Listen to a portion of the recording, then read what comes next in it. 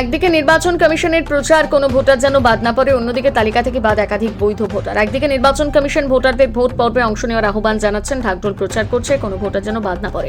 অপরদিকে প্রকাশিত তালিকা থেকে বাদ পড়ছে একাধিক বৈধ ভোটারের নাম। আজ অব্দি চারিতা। সাধারণ মানুষের অনিশ্চয়তা অব্যাহত। এসআইআর এর হয়রানির পেছনে ছাড়ছে না। খসড়া ভোটার তালিকা প্রকাশের পর প্রথম দফা তালিকা প্রকাশিত হয়েছে। সেখানে দেখা যাচ্ছে ভোটার তালিকায় বহু মানুষের নাম এখনও অ্যাডজুডিকেশন এবং স্ট্যাম্পের কাজে রয়েছে। অভিযোগ উঠেছে একাধিক মানুষের নাম অ্যাডজুডিকেশন ছিল, বর্তমান সেই তালিকা থেকে সম্পূর্ণ বাদ দেওয়া হচ্ছে।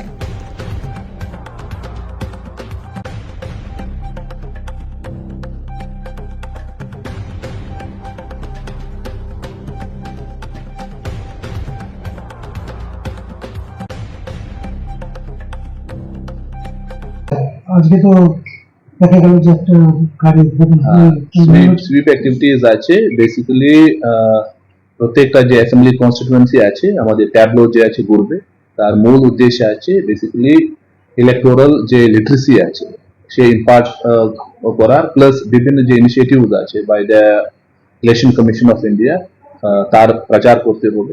সেই জন্য আজকে যে একটা ট্যাবলো যে আছে আমি এখান থেকে ফ্ল্যাগ অফ করলাম, কিন্তু যে বিভিন্ন যে অ্যাসেম্বলি সেগমেন্টস আছে সেখানে ঘুরবে, প্লাস মানুষ যে আছে এ নিয়ে বেসিক্যালি ইনফরমেশন যে আছে সিভ করতে পারবে, প্লাস যে ইনিশিয়েটিভ আমাদের কন্টিনিউয়াসলি চলতে থাকবে, সো দ্যাট অ্যাটলিস্ট সাধারণ মানুষ বুঝতে পারবেন যে আমাদের বেসিক্যালি অ্যাজ অফ নাও কি কি ইনিশিয়েটিভস আছে। বিভিন্ন ধরনের আমাদের পোর্টাল চলছে, অ্যাপ্লিকেশন চলছে, তার যে এই ট্যাবলো মাধ্যমে ও জানতে পারবেন কি আমাদের যদি ফর্ম 6, ফর্ম 7, ফর্ম 8 নিয়ে অ্যাপ্লাই করতে হবে, কিভাবে অ্যাপ্লাই করব, প্লাস যে ইনিশিয়েটিভস অফ ইলেকশন কমিশন আছে সেটা বেসিক্যালি হাইলাইট হবে। তো তার ফলে আজকে বেসিক্যালি যে ট্যাবলো যে আছে ফ্ল্যাগ অফ করা। কতদিন চলবে এটা কন্টিনিউয়াসলি চলতে থাকবে। কথা বিধানসভা করবে আমাদের 18 এসিজ আছে, 18 एसीज सर क्या कोई जो इसमें बोल सकता है, कोई समस्या तो बता सकते हैं इसके में? हाँ किसी को प्रॉब्लम हो रही है बोल सकते हैं। हाँ बोल सकते हैं। As of now multiple channels of grievances systems 1915 থেকে স্টার্ট করছে আমাদের, সিভিজিল থেকে স্টার্ট করছে আমাদের, সিএমএস থেকে স্টার্ট করছে আমাদের, ন্যাশনাল গ্রিভেন্স রিডারেশন সিস্টেম আছে। তো বিভিন্ন মিডিয়ামস আছে যেখানে লোকজন কমপ্লেন করতে পারবেন या সাজেশন দিতে পারবেন।